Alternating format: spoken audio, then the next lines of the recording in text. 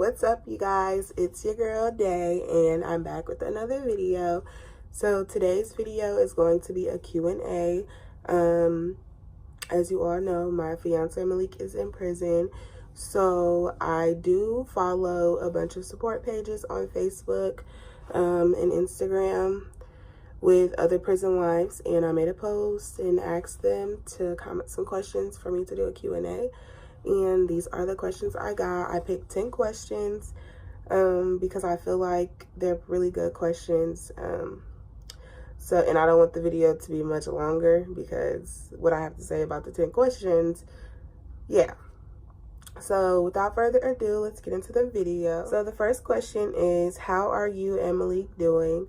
We are doing really good, actually. I feel like we're in one of the best places we've ever been in our relationship. We are praying together a lot. We have put a lot of our relationship in God's hands and just faith and, trying to stay strong and lean on each other. And so right now we're actually in a really good stage in our relationship. We're just ready for him to come home. So, yeah, we're doing good. Another question is, how do you deal with him being gone? Well, I don't think you really deal with it. You have no choice but to really deal with it. Hold on. Let me put my lip gloss on. Excuse my nails. I'm trying to take them off because I have a nail appointment tomorrow. So I just have to get this video done for you guys really quick. Okay, we back popping. Period. Okay, so how do you deal with him being gone? You never really deal with it. It's not an easy way to deal with it. I just try to stay busy. I lean on my friends and family a lot and just try to cherish the things that we do get to do together, which is talk on the phone. We write. Sorry, guys. We write a lot. We pray a lot. And we really just try to count down the days and be excited about it instead of being depressed about it. So that's kind of how I deal with it. I just really lean on my friends and family and cherish the moments that we spend together. Another question I got, which is really confusing, but I guess if you're not in a situation like mine or other women, you wouldn't really understand. So the next question I got is, why do women choose this life? I don't really feel like it's something to be chosen. If I didn't love Malik the way that I love him, I would not be able to do this. And I'm just going to be honest, I would not be able to do this. You have to really love the person, and and when you love someone, you have to stick by their side through thick and thin. And so right now, this is has been a very bad situation and depressing situation, and he's been gone for a long time, and the expenses and everything like that, it's a lot, and it's not something that you don't do for someone that you don't love. It's not something that you do for someone that you don't love. So and when you love someone, that really can't be chosen. You can't really choose who you love. At least I don't feel like you can. It kind of just happens. So you love someone, you have to be there for them. You have to stick it out no matter what. That's what comes in a relationship. And if you can't deal with the bad, then you don't deserve the good of that person. And I know for a fact that when Malik comes home, all this will be worth it. I feel like right now it's worth it. because I love him and I'm proud of him. And, you know, sometimes it takes drastic measures for you to mature and grow and realize what you're doing wrong in life, to be able to correct that and to be a better person. And I definitely feel like he's used this time to work on his wrongs and be a better person when he comes home. So yeah, I don't really feel like it's chosen. It's kind of just, you love someone, they're in the situation, you're either going to leave them or you're going to love them through it. And so I chose to love Malik through our situation. Another question that I have is, does your family support your relationship? My family supports my relationship. They have gotten a chance to, you know, be able to talk to Malik and grow to love him. And just because they know how much I love him, you know, they are pretty much open arms. They do, however, of course, every family has their concerns. So, you know, they do voice their concerns, but at the same time, they know that this is what I've chosen to do, and they've chosen to accept it and accept Malik, and they actually really love him. So, for the most part, everyone in my family that has gotten a chance to, you know about him and get to speak with him or whatever, just from being around me, they love him. So, yeah, I would say that they support my relationship. Another question that I have is, what are your visitations like? My visitations, okay, so Malik is in 23-1, meaning he is locked down 23 hours of the day and he gets an hour out. So that means that he's in maximum security. And our visits, we get behind the glass visits. Earlier in his sentence, he had a situation where they end up revoking his regular visitation, and now all his visitations are behind the glass. So my visitation would start how a normal visitation would start. I go to the prison, I check in, I wait for a very long time, probably like 45 minutes. I think the longest I've waited was like 2 hours. Yeah. So you wait in the waiting room. You're not allowed to take anything back. So if you have car keys, earrings, anything other than your clothes, you're not allowed to take it back. You have to put it in the locker. So I would put whatever I bring in with me in my locker, and I'll wait. And then they'll call me. They'll call my name, they'll actually say his last name. And I'll go up, I'll go take my shoes off, take my belt off, or whatever I have that can't go through the little metal detector. I'll take those things off, and they'll scan it. I'll walk through. I'll get wanded down. I get my stuff back to put my things on. And sorry guys, somebody just called me. But yeah, I'll wait for the CO to walk me back. So when I'm waiting for the CO, I'm standing in front of like a big metal door, and there's someone on the other side of the metal door in like a little office. And so the CO has to come up, wait for the person in the little office to open the door. We have to walk through. She or he has to give the little person in the office my slip. I guess it's just like to know who's all back in the visitation room.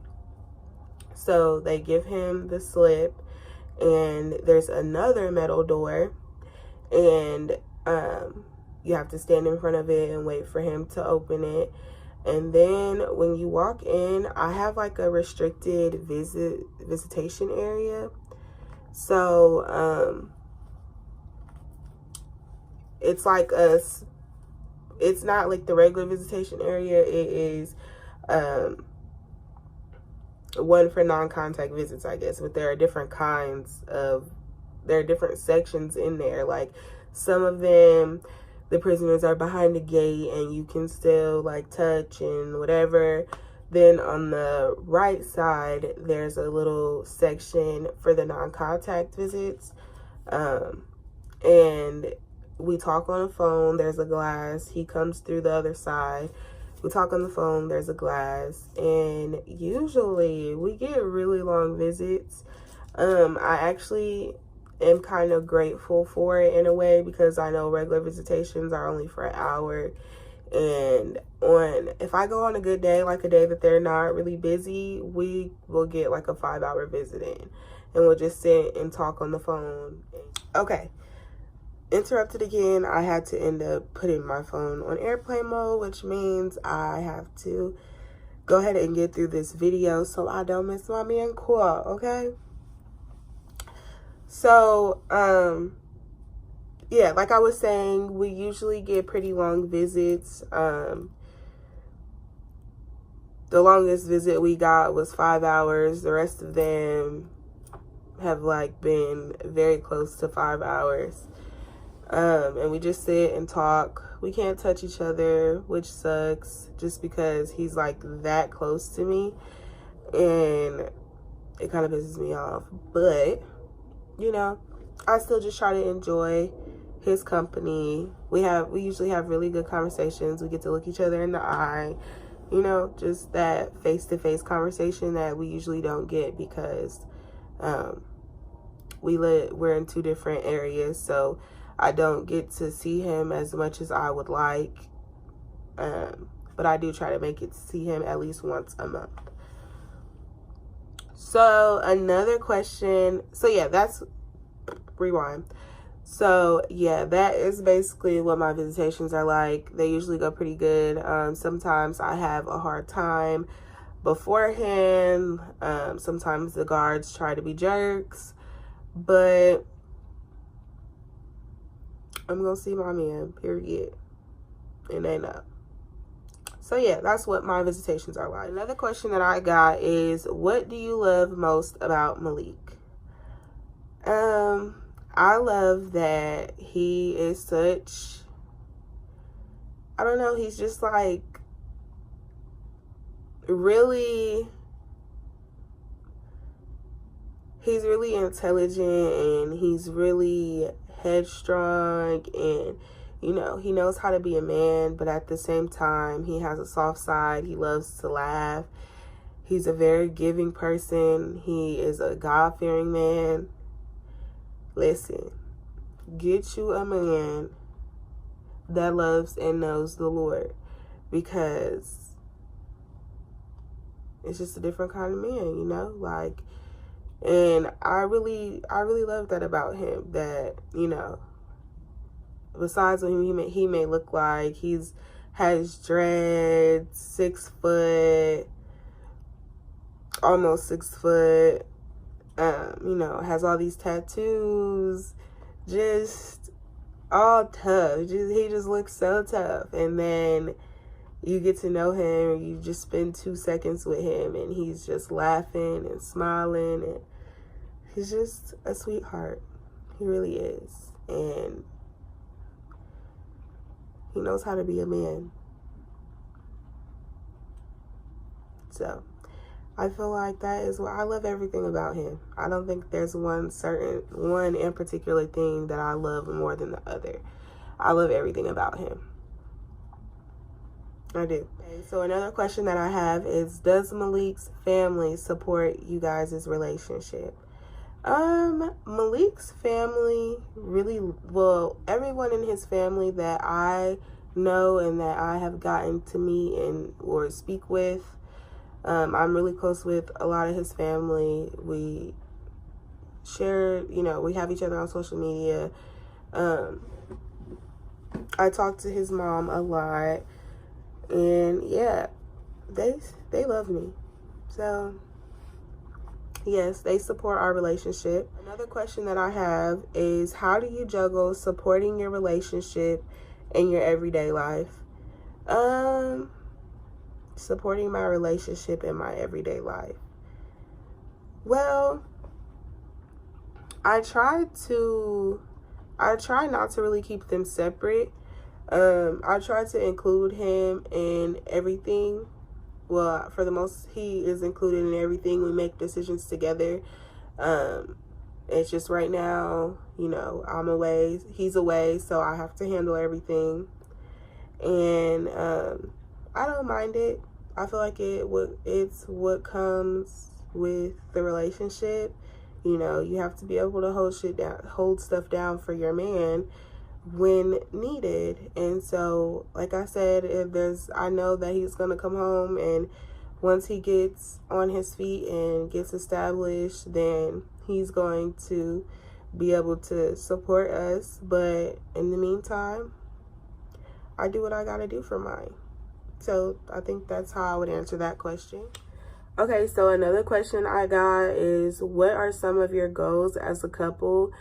Some of our goals as a couple, we definitely are going to start our couples channel when he comes home. YouTube is definitely something that we would like to get into as a couple. I feel like everything else is a secret. We have a lot planned. We have a lot of goals, but we are actually in the process of getting some of that rolling, so I am going to hold off on that. But yeah, definitely YouTube, finding a church home that we can go to together, and just, you know, to stay strong and love each other while we grind and get right. I feel like that was some of our goals as a couple. So another question that I got was, how would you feel if he comes home and it didn't work? I have a friend in a similar situation, and I'm scared she will get hurt. Well, I really don't think about that, to be honest. Me and Malik have already dedicated our lives to each other spiritually, and we know that we're going to be together. We know that we're going to work through everything and anything that comes our way. We have already decided that. So I don't really think about it not working. But my advice to you is, if, you know, things are kind of skeptical, you can't judge a book by its cover. You know, just because your friend is dealing with someone who is incarcerated doesn't mean that their relationship is not real, or it doesn't mean that he will not cherish her because he's in prison. But I feel like it is, when appropriate, you should definitely voice your concerns, but you have to let everyone live their own life. And I feel like your friend should know the risk that she's taking, and as long as she's down with it, you should just support her and love her through it all. So yeah, guys, that is all the questions that I have. Thank you so much for watching. Make sure you like, comment, and subscribe. And turn on that post notification button for more videos, period. Okay?